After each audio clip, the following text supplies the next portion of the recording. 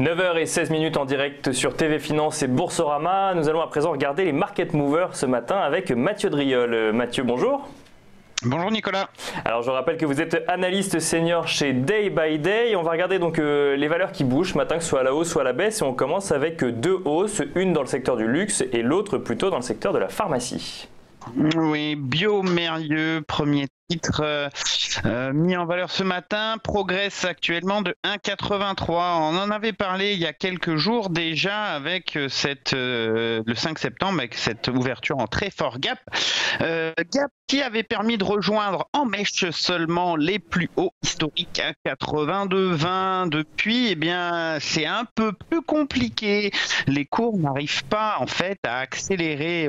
Après un gap, on s'attend généralement à une bougie blanche, un signe de force en fait des acheteurs. Ben là, c'est plutôt l'inverse. On a eu une mèche haute et des bougies noires. Ça, c'est plutôt dire que ce sont les vendeurs qui essayent de contenir la valeur. Alors, la tendance de fond reste haussière, le gap haussier reste ouvert, donc tant que les cours vont être au-dessus de 73, 70, ça sera toujours haussier. Mais bon, c'est quand même assez compliqué. On préférerait avoir de belles bougies blanches et puis surtout une clôture au-dessus de 82,20 pour avoir un nouveau potentiel.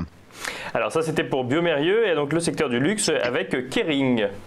Oui, un titre Kering qu'on a laissé ces 4-5 derniers jours sur une correction assez significative de 488 le 31 août. Les cours ont atteint 428 hier.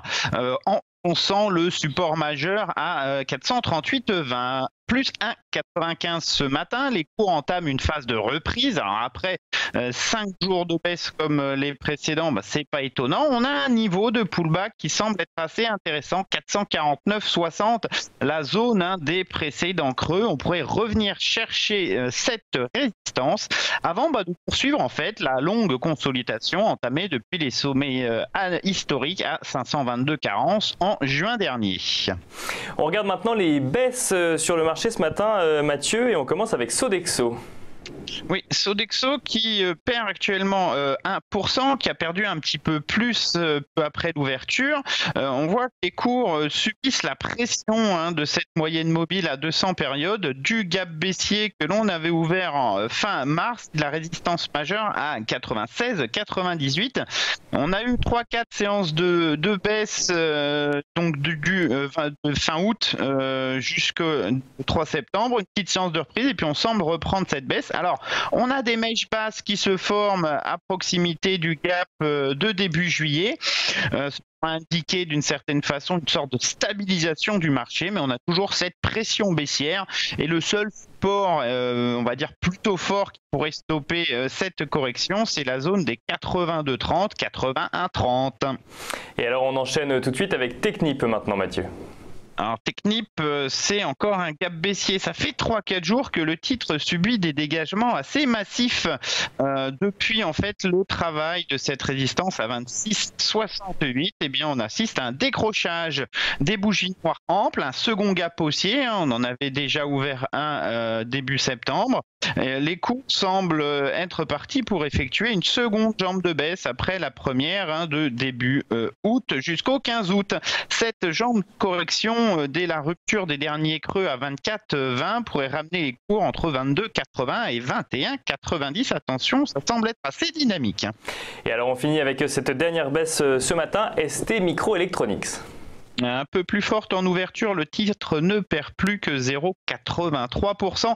On l'a laissé, on en parle depuis 2-3 jours, puisque les cours ont enfoncé en clôture le support à 16,53. L'objectif, ça va être de ne pas clôturer dessous en fin de semaine, puisque effectivement le vendredi, les clôtures sont une clôture hebdomadaire et dessinent donc des bougies qui peuvent être assez significatives. Donc on va risque d'assister à une reprise haussière vers 16,53 pour tenter de le sauvegarder en clôture. Mais si le titre n'y parvenait pas, il aurait validé d'une certaine façon une dégradation de sa configuration à plus long terme. C'est un niveau particulièrement robuste. Cette zone des 16,53, 16,80. Tant qu'on va être dessous, ça sera plutôt un biais baissier sur le titre. Merci beaucoup Mathieu Driol. Je rappelle donc que vous êtes analyste senior chez Day by Day.